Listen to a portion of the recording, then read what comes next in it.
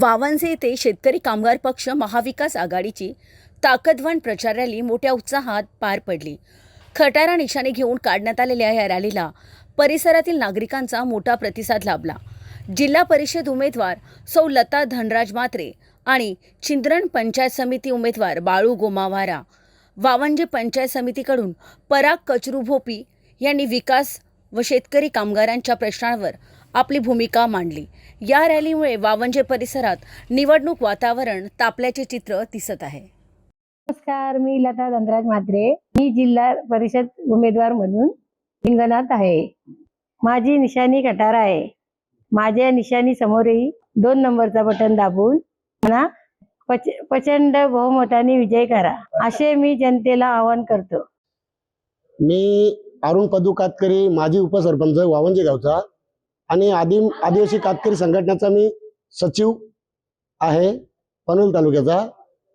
तर हा बीजेपी सरकार केंद्रामध्ये आहे, महाराष्ट्र राज्यामध्ये आहे, अनेक वेगवेगळ्या राज्यामध्ये आहे, परंतु आमचा आदिवासी समाज जो आहे वाड्या वस्त्या जंगलामध्ये आहे। कुठे पाणी नाही, कुठे रस्ते नाही, कुठे घरकुल योजना नाही, घराखालची जागा जी असते वन जमिनी ते प्रलंबित आहेत आमचे। त्याच्यानंतर आमचे वन जमीन दलित प्लॉटचे जे 1971 सालाला दिलेले आहेत, परंतु अजूनपर्यंत त्यांचा काही सातबाऱ्याचा प्रशासक करून काम कुठलाही होत नाही।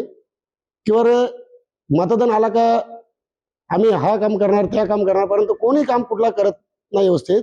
त्याच्यामुळे आता हा वावंजे विभाग मधला जो एक पंचायत समिती भाग आहे त्याच्यामध्ये पराग भोपी जो आहे त्याला आम्ही पूर्ण आदिवासी समाज जो आहे तो आम्ही ठरवलेला आहे तर त्यांना एक वोटिंग करणार आम्ही आहोत। आणि तसाच